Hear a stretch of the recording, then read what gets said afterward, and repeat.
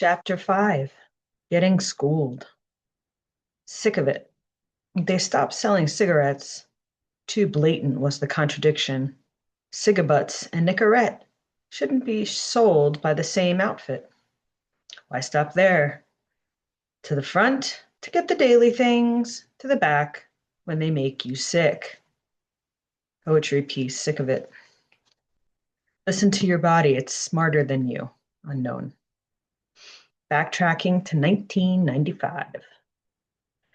When earning my bachelor's degree at Binghamton, I started to get an increase in the frequency of headaches and neck pain, sometimes migraines, and sometimes tension headaches.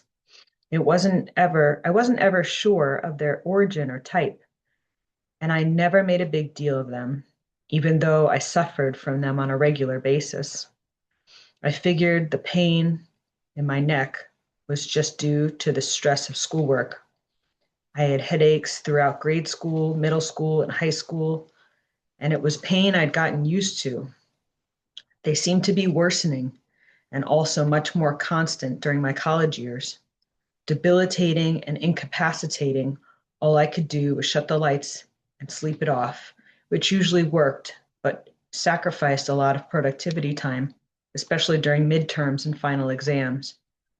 I sought relief from herbal remedies and massage, which gave a little lasting relief. Having a natural curiosity about herbs and a strong aversion and desire not to abuse over the counter pain meds, this is where my very long journey of searching for the root cause of my pain began. I felt embarrassed the first time I stepped foot into a health food store, asking a clerk to help me treat my pain.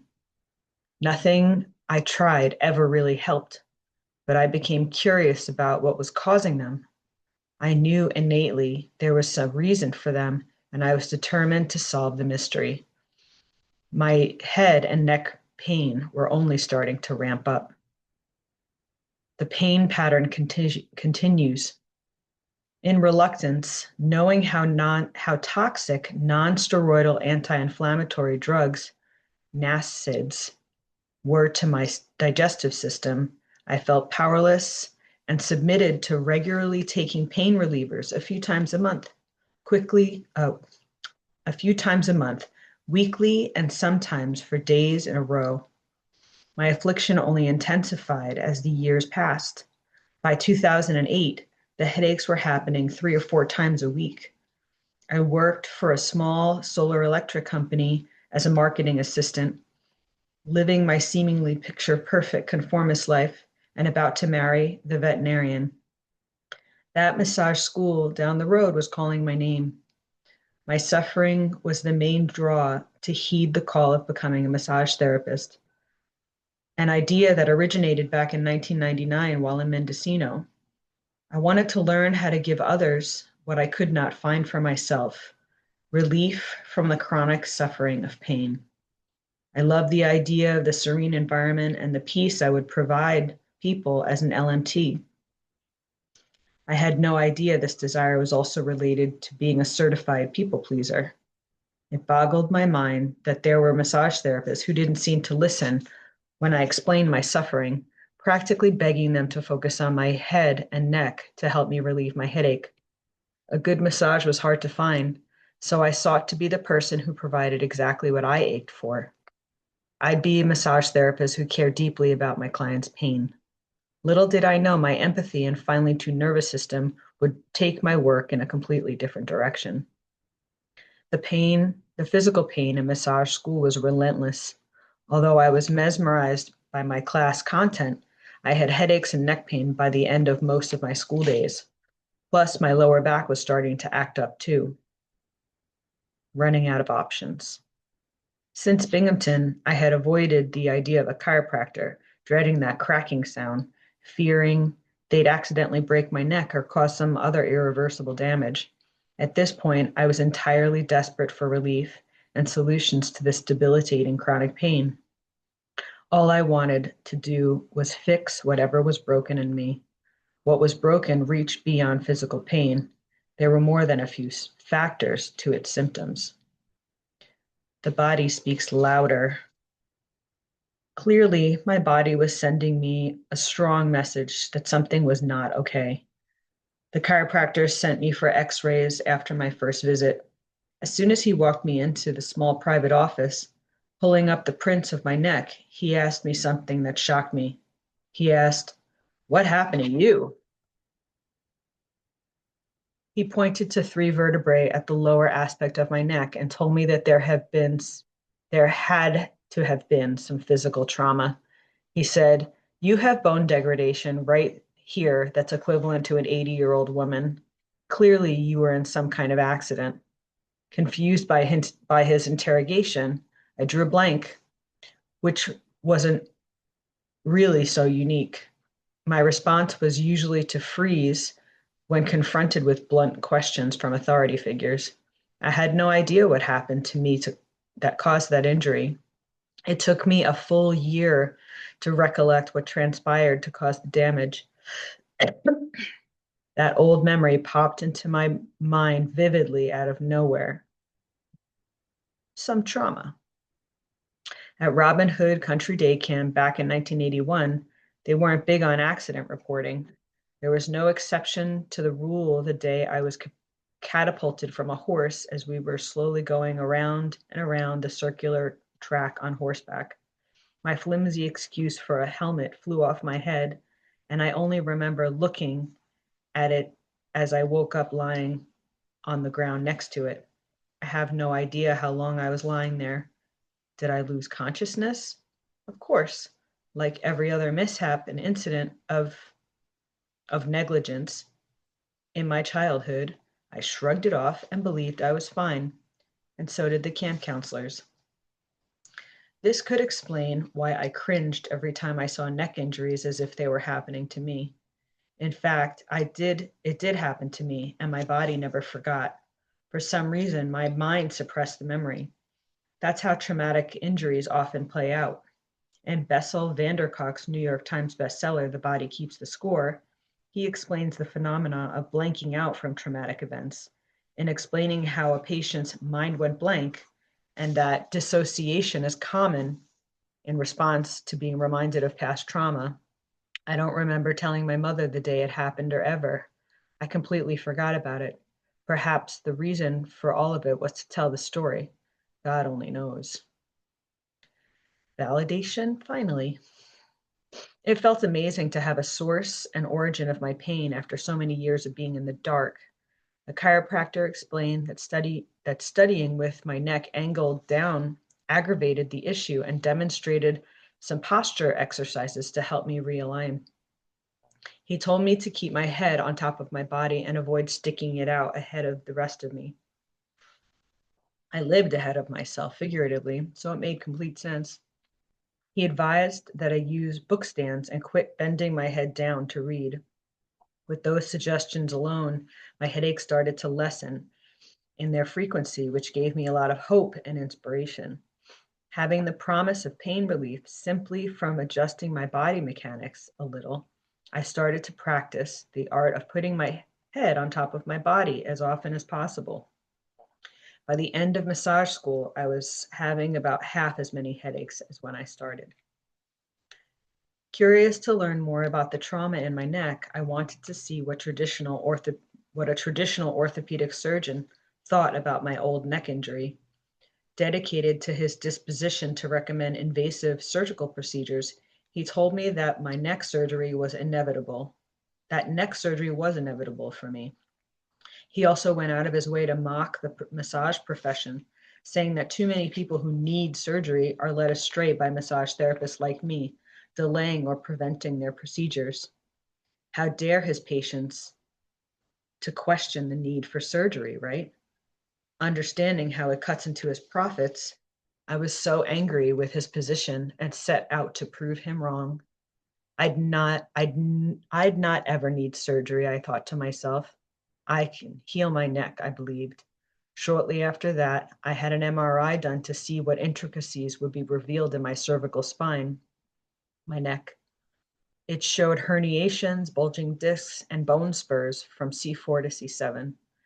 Answers felt amazing, and now I actually had something specific to focus on fixing.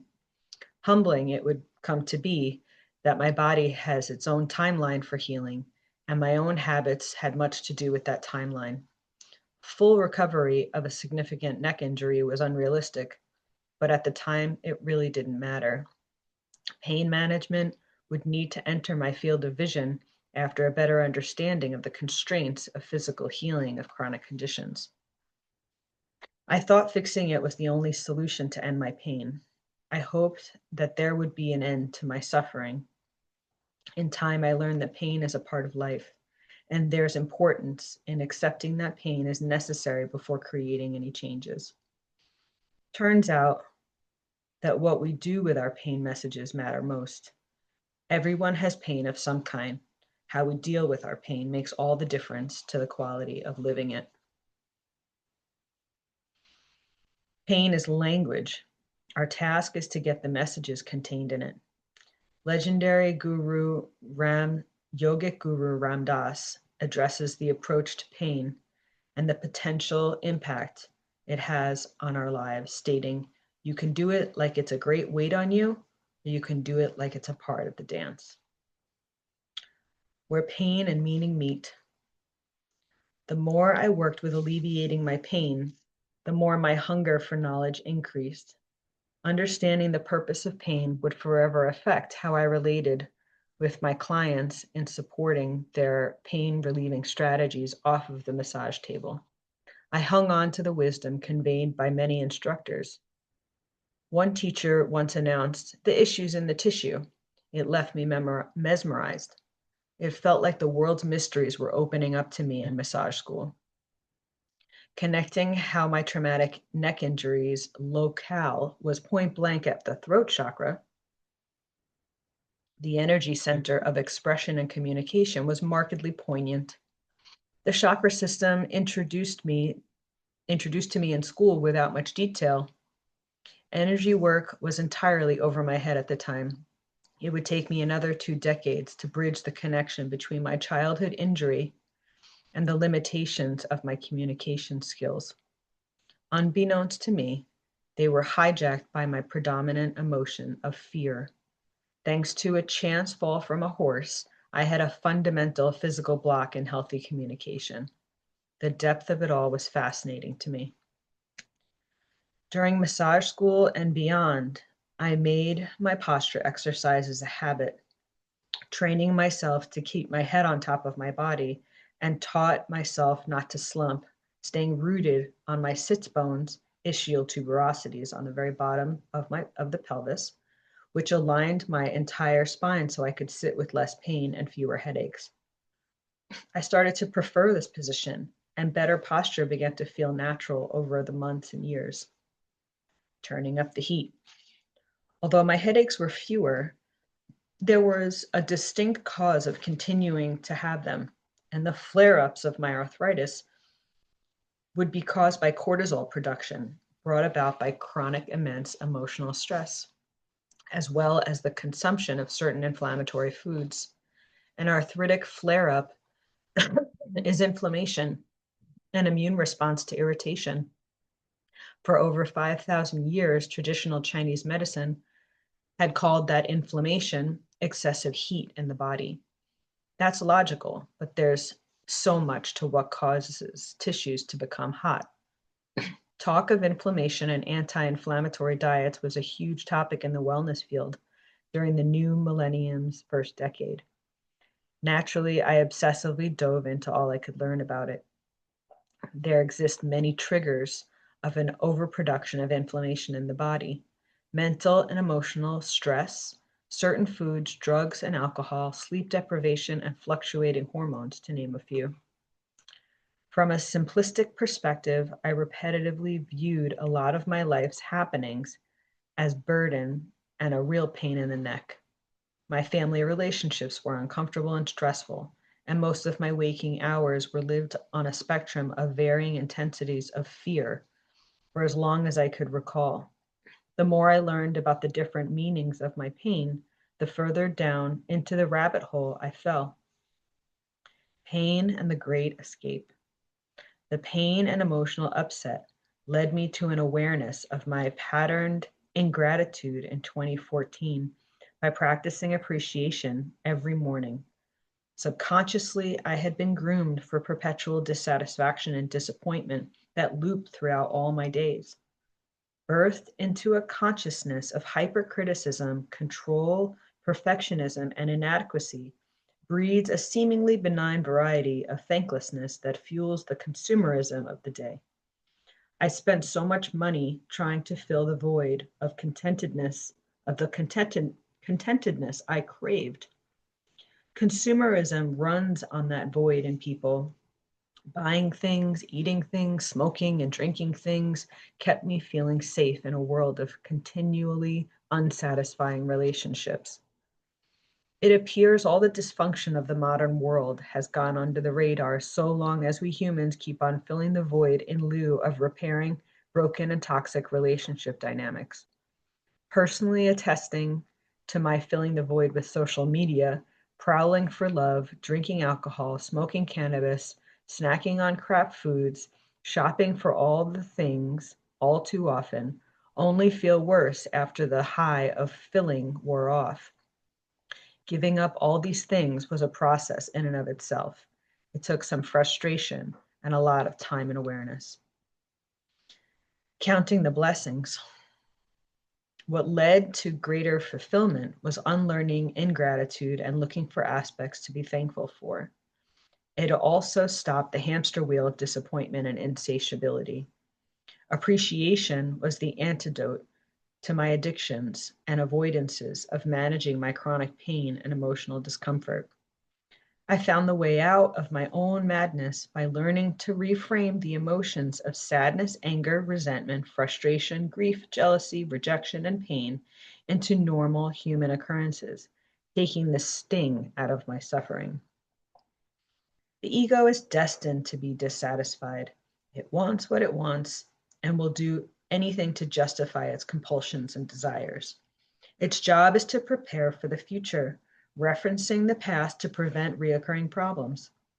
Paradoxically, the ego only attaches us to outcomes that can never fully satisfy us and the ones that resemble the past on some level or another. The ego does not live in the present moment, yet we are only ever satisfied when we live in the present moment. Before the ego aspect of our personality takes over, we live in the thankful present. The ego dies with every conscious breath taken. Presence is an invaluable and priceless gift, and we cultivate it with conscious breath. Sounds easy, right? The only hard part is when we judge those darn heavy feelings that surface to be recognized and dealt with. Speaking the language of wellness. I knew I was on my path to wellness, but I hobbled on it begrudgingly. Presence was only starting to sprout in me in my early 40s. At the same time, I fought the giant demons of low self-esteem, crippling codependency-related anxiety attacks, and don't forget about many maladaptive coping mechanisms, i.e., addictions of the most socially acceptable kind. I still had much healing to do before sharing all I learned with anyone else. Not knowing how, I didn't know how unhealed I was. Well, not knowing I didn't know how unhealed I was, I kept trying to get myself out there, promoting myself as a fitness instructor of my own making. I gave what I needed and still wasn't getting myself. What was the lens of my service work? That was the lens of my service work. Talk about being needy. My service was a mesh to my growth. I wanted to make a living helping others feel better, and I wanted to feel better too. It was an all ships rise together theory. The trouble is that no real leadership can be had without first mastering the ease of a confident presence. That's the secret sauce. I knew I was onto something big, but I also lacked the most important ingredient touting wellness, self-love. This self-loving energy was buried underneath my big ravenous ego, poor coping mechanisms, and escapism, and needed to be unearthed. The dirty work lies right there. I was starting to dig into the dirt, becoming aware of how much love I lack for myself. The path to empowerment is not pristine, as so many believe, and that's for shit sure. It was painful, but not as painful as my denial of what was. This digging was necessary for me to get myself genuinely free and embody my wellness. Life lessons from massage school. I was in love with my massage school education. Half my study hours were dedicated to TCM theory and practice. I loved how my school taught both clinical and Eastern perspectives. They were both necessary and relevant to balanced health and well-beingness. One teacher summarized it well, noting that Western medicine was best applied when the shit hits the fan, aka acute injuries, crises, and emergency care, while Eastern medicine was to prevent the shit from hitting the fan, aka chronic disease, restorative, and protective care. Both achieve homeostasis, but Western medicine does not address the root causes or consider the body as one interwoven system. Instead, it's excellent at treating physical parts, fixing or numbing symptoms, and sometimes wreaking more havoc in the process.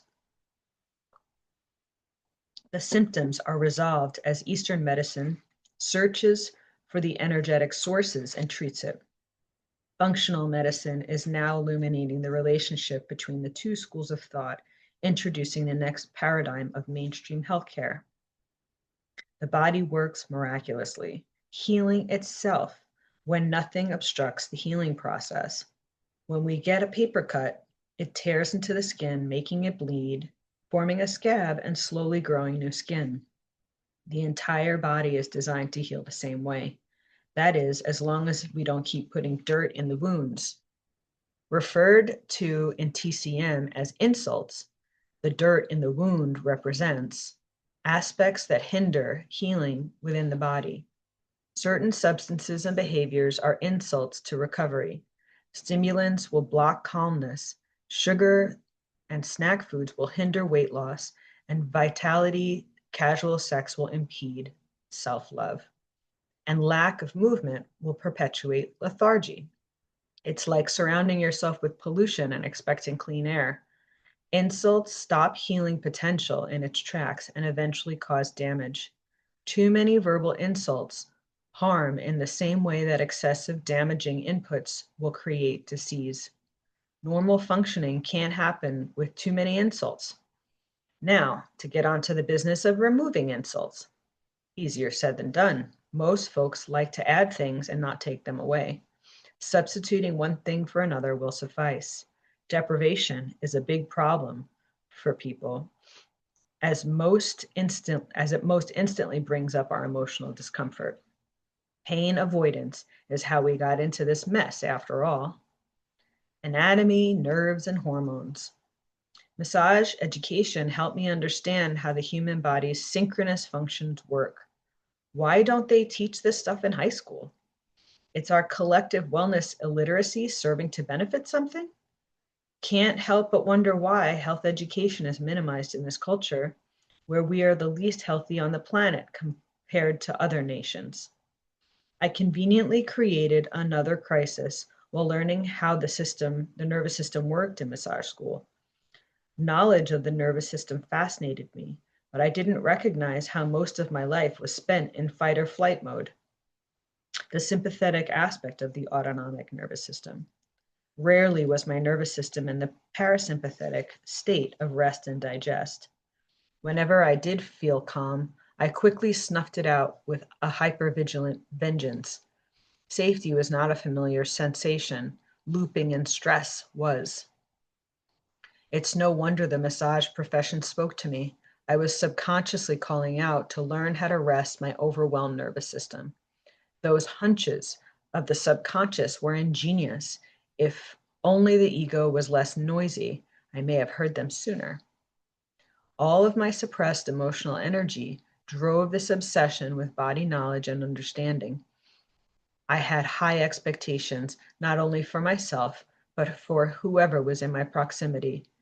Perfectionism fueled my overactive and ultra-sensitive nervous system. No one was good enough for me, including me. From anxious highs to depressive lows, the hormonal roller coaster was beginning to take its toll. Insomnia would be just the beginning of symptoms of my exhausted stress response. One thing leads to another. That first chiropractic appointment was divinely timed. It set my path into discovering my purpose and self-actualization. Hot on the trail of healing my pain, my intention of serving others with pain-relieving massage was not just for the purpose of massage alone. I was more interested in helping people illuminate and resolve their root causes. Not that anyone asked or cared. This approach did not exactly win me much favor with the many clients who merely wanted to lose themselves in a nice rub down. I had a ton to learn about boundaries. In fact, I didn't know what boundaries were until I had to enforce them professionally. No one ever taught me what boundaries were. I projected my desire to fix my own pain problems onto my clients and unknowingly stepped into my massage career as a fixer, not a massage therapist. I confused massage with healing, another projection. I believed and assumed everyone else wanted what I wanted and saw through the same lens. Blind to my own self-absorption, it cost me a few clients who grew tired of my trying to get them to care about their healing chronic pain. I had no idea how pushy I was, as controlling people often are. Fatal flaw, perhaps, but a vital step towards my true purpose of wellness education. When I synced up with clients who wished me to fix them, it either gained me a serious client loyalty or imploded with disappointment and frustration. You win some and you lose some. Eventually, I learned to provide massage only and shut my yap. I learned to offer advice when asked for it. Beautiful lessons of boundaries would flourish in my career and push my inner growth further forward. Because I had so much more to share, I wanted to offer more than a massage. I saw myself as a healer, and I emerged from massage school and worked out in the world. Oh, the plight of the wounded healer, with so much to learn about herself, her pain, and the world of healthy boundaries. Deeper into dynamics.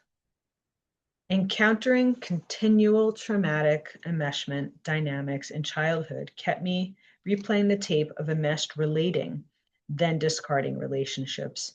I began to notice it in my relations with many clients. Some people were unsatisfiable.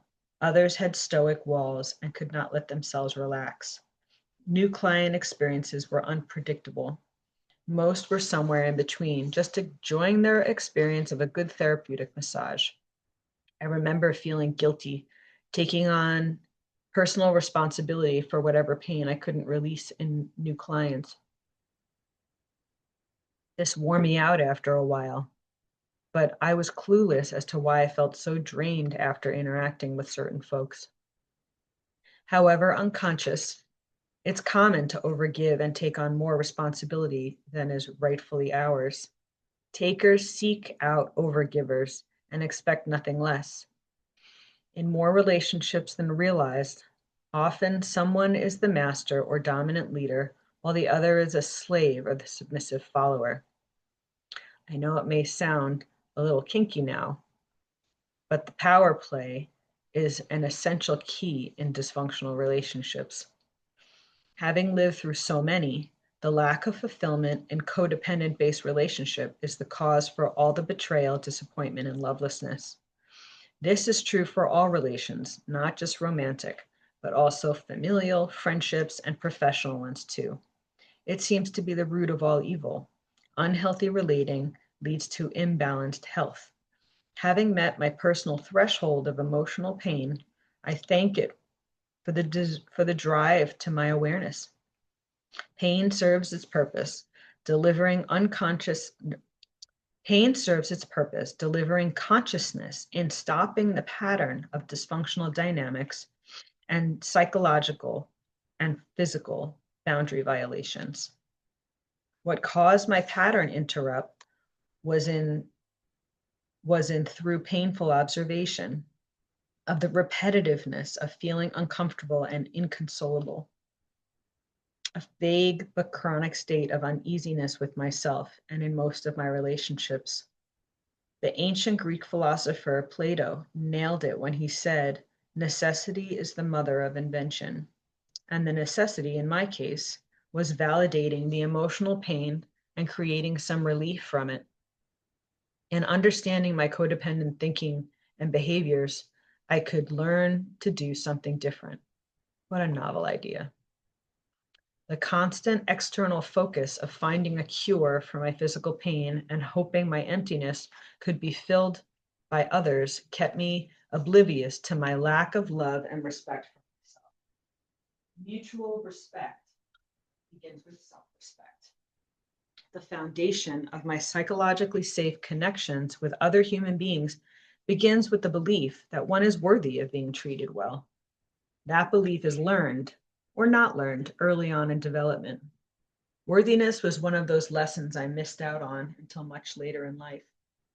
As my awareness closed in on these dynamics in my early 40s, I got schooled on the topic in a sublime and karmic sort of fashion. The teachings came exactly at the right time, and I learned those important lessons painstakingly. Relationships are the foundation of how we contextualize ourselves.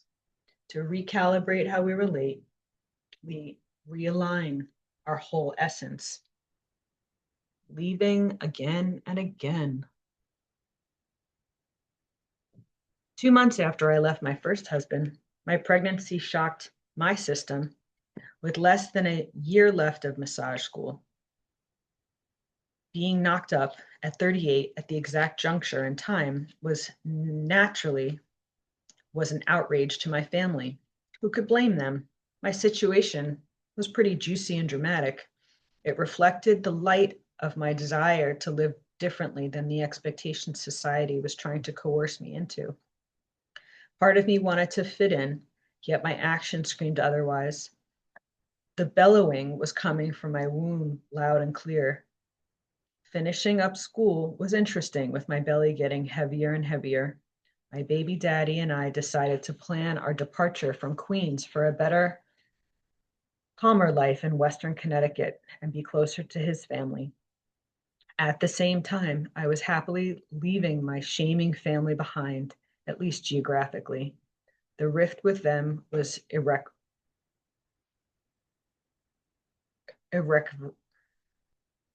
I can't say the word. Irrecoverable. I can't say the word. Can't say the word right now. Irreconcilable. I'll replace it with another word. I began to accept it, finding myself packing again. It was getting old, and so was I. I didn't realize it, but I was totally neurotic before my daughter was born.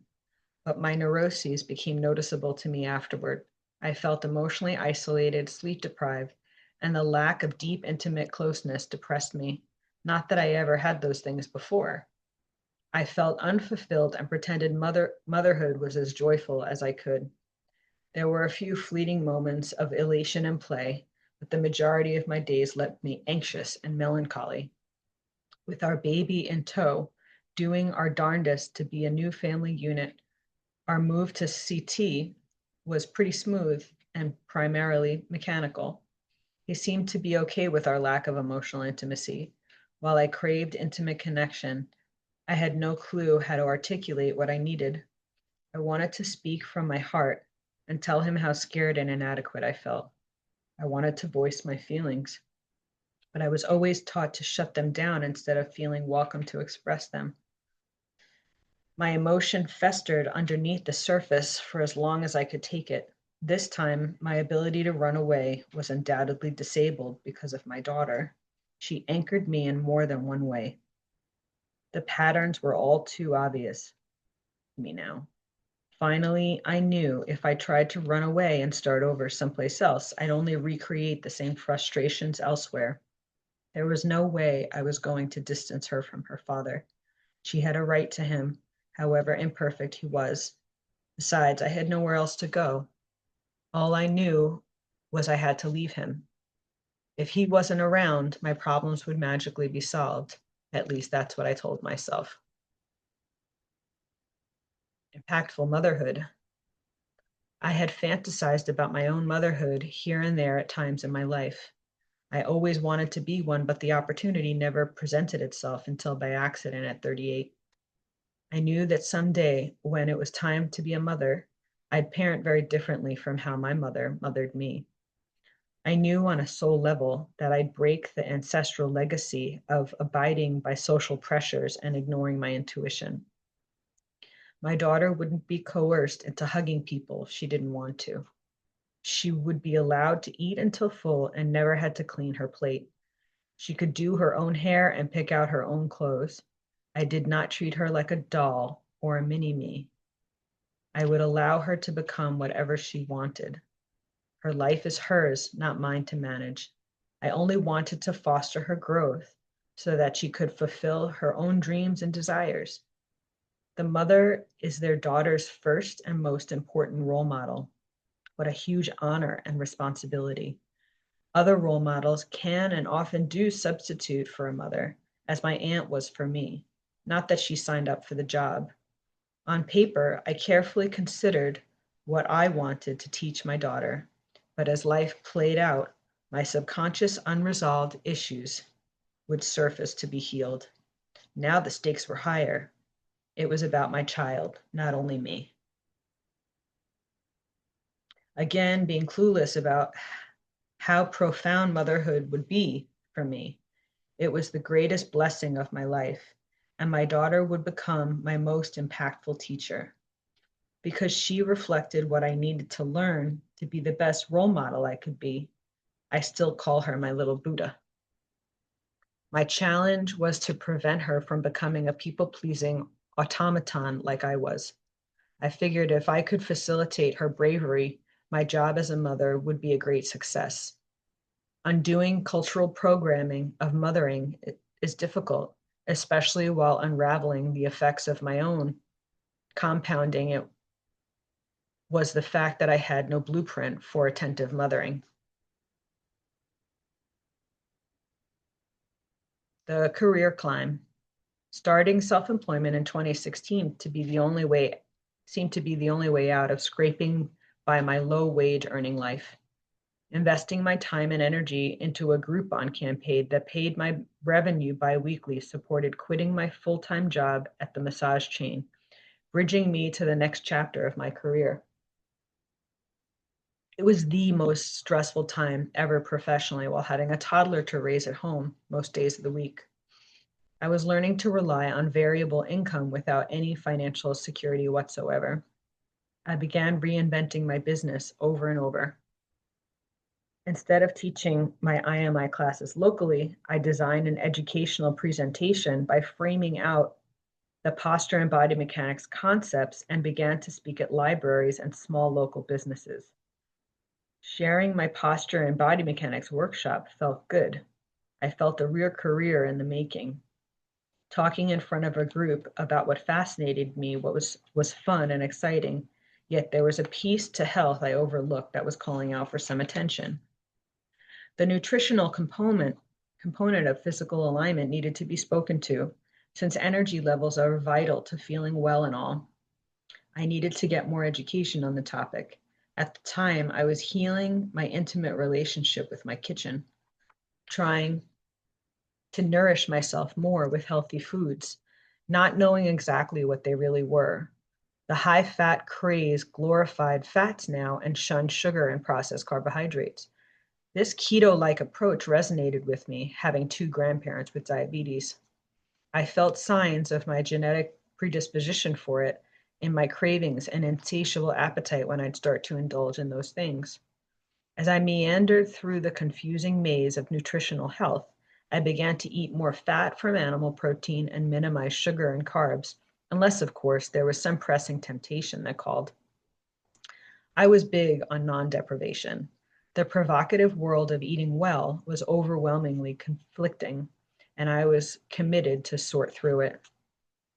I made some time taking an online course in nutrition coaching through the National Academy of Sports Medicine to make sense of things.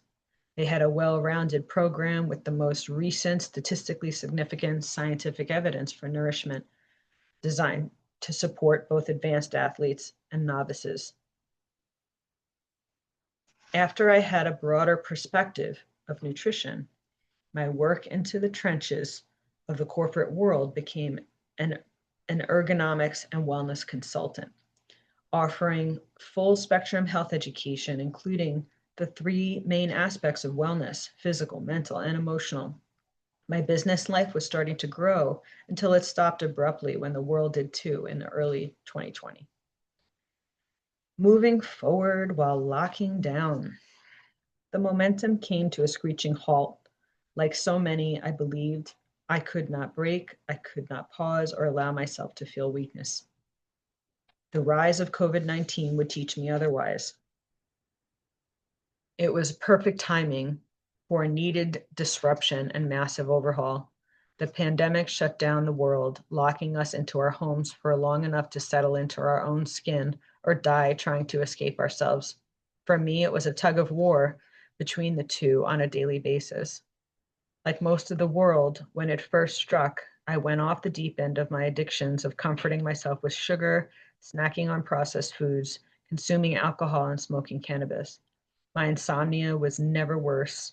My fatigue was at an all-time high. I was sick of feeling so exhausted and decided to clean house.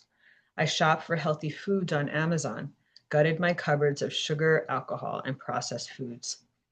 The caffeine and cannabis would stay. I wasn't convinced they were a problem. Then a new skin rash and acne erupted on my left cheek in a funny shape. It's funny how when we're convinced we know what's good and bad for us, when we really don't. The devil is in the details of nutrition, and eliminating basically everything under the expertise of a health team is the only path to sanity instead of roaming the halls of nutrition unattended, facing it all. Until 2020, acne had never been an issue for me unless I ate greasy foods on occasion. If I went on a bender of sugars and alcohol, we're talking a typical portion here, not a binge-worthy one.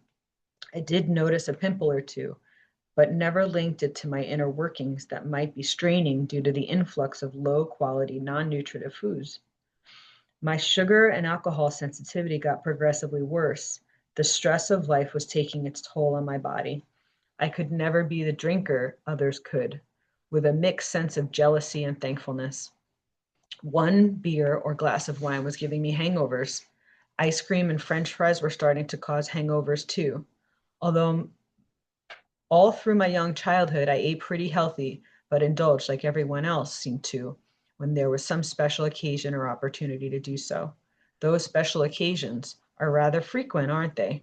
There's always some important reason to give into unhealthy treats. Just this once, only a little, are the words I hear when sugar calls, either from within or by a well-meaning food pusher. But the cravings continue for days until it's time to get back on the wagon. And so it goes until the next special occasion arrives. When this mysterious skin issue came up, I went to the dermatologist and they gave me topical prescriptions to treat it. Nothing worked. I researched online and came up with my theories. I got the message from my body that something was going haywire, but I couldn't figure out exactly what. My primary doctor tested me for food sensitivities and discovered plenty of them. We agreed I'd limit those foods. Wheat, dairy, corn, and yeast were my worst offenders. My doctor suspected a leaky gut and was planning to give me antibiotics, which I knew could only put a band-aid on the symptomatic issue.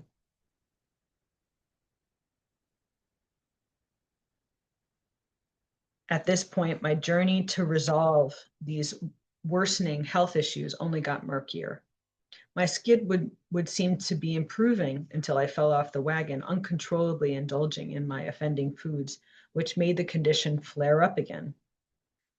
This pattern I was to become aware of, and my actual addiction to sugar and processed foods. The root cause was no different from any other addiction, a trauma response to avoid emotional pain I did not feel safe to express.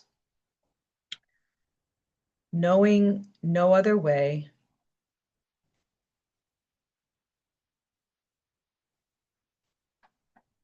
Knowing no other way to figure it out, I was told I was to find a way to eat cleanly and consistently on my own, as I did everything else. I prided myself on my self reliance as though it was one of my greatest strengths. The thought never occurred to me that I needed help with my food addiction and would not be able to do it alone. If I only had the willpower, I thought, I could solve all of my health issues. Reaching out for help had always been a very negative, shame inducing experience for me. I was consistently shut down and rejected when I vulnerably needed something my caregivers were unable or unwilling to provide. My needs were considered a pain in the ass. No real surprise to become someone to offer support to others. However, no one can give what they can't accept for themselves. It defies the laws of physics. No one wins alone. That was the big block, not being receptive to getting the support I needed to stay accountable and feel the acceptance of others. Belonging was not something I was accustomed to. It was high time I learned. Stillness in action. Write a list of all the physical and emotional pain of any kind you experience and note its perceived intensity. Describe the problems the pain introduces and jot down possible solutions or remedies. Go for a walk or do any physical activity of whatever length of time while contemplating each of your physical and emotional pain sites. Stillness in action. Access how your pain feels during and after your activity. Imagine what you would do and how you would feel if your pain were less of a hindrance in your life. Observe your pain as if you were a scientist without any attachment to it. No hating or resenting it, but instead allowing it to be for a few minutes. What happened to the pain after you acknowledged and allowed it? Action initiative. Be with your pain this week with compassion.